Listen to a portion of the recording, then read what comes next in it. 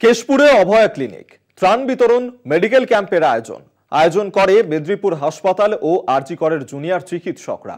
দুই medical college থেকে 30 জন doctor ক্যাম্পে হাজির হয়েছেন। অভয়া ক্লিনিক সেখানে খোলা হয়েছে এবং সেই ছবি এই মুহূর্তে দেখাচ্ছি আপনাদেরকে, যেখানে মেদিনীপুর হাসপাতাল এবং আরজি করের জুনিয়র চিকিৎসকরা তারা উপস্থিত রয়েছেন এই ক্যাম্পে। ত্রাণ বিতরণ এবং মেডিকেল ক্যাম্পের আয়োজন করা হয়েছে কেশপুরে, সেখানেই খোলা হয়েছে এই অভয়া ক্লিনিক। দিকে দিকে এই অভয়া ক্লিনিক চলছে, যেখানে এই অভয়া ক্লিনিকের মাধ্যমেই স্বাস্থ্য পরিষেবা তা দেওয়া হচ্ছে এবং এই অভয়া ক্লিনিকেই ত্রাণ বিতরণ মেডিকেল ক্যাম্পেরও আয়োজন করা হয়েছে। আয়োজন করে মেদিনীপুর হাসপাতাল এবং আরজি করের জুনিয়র চিকিৎসকরা। দুই মেডিকেল কলেজ থেকে 30 জন ডাক্তার রয়েছেন এই ক্যাম্পে। সেই ছবি এই মুহূর্তে দেখাচ্ছি।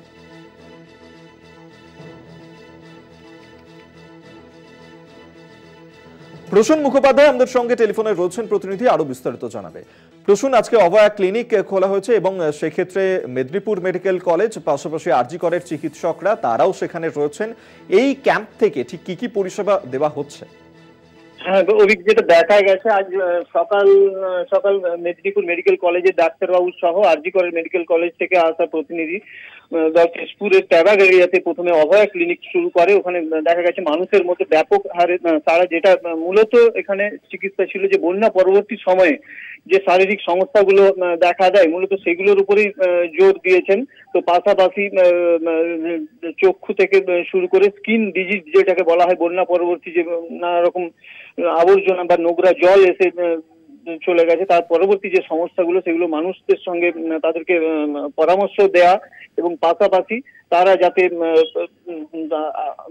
এইসব সাবধানতা অবলম্বন করে সেগুলো করে ডাক্তারবাবুরা শেয়ার করে ওই গ্রামবাসীদের সঙ্গে এবং ভালো করে বুঝিয়ে দেয় কিভাবে কি বন্যা পরবর্তী সময়ে থাকতে হবে, কতটা সাবধানতা অবলম্বন করতে হবে।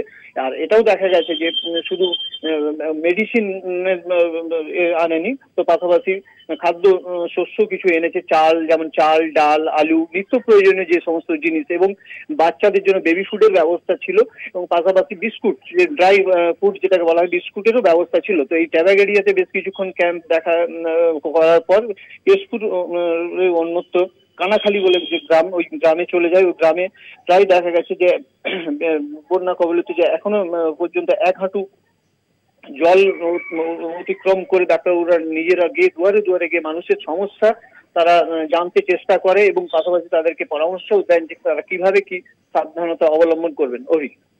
ধন্যবাদ তোমায়। প্রসূন মুখোপাধ্যায় আমাদের সঙ্গে টেলিফোনে ছিলেন প্রতিনিধি। অর্থাৎ কেশপুরে অভয়া ক্লিনিক খোলা হয়েছে এবং ত্রাণ বিতরণ মেডিকেল ক্যাম্পের আয়োজন করা হয়েছে। আয়োজন করেছে মেদিনীপুর মেডিকেল কলেজ এবং আরজি করের জুনিয়র চিকিৎসকরা।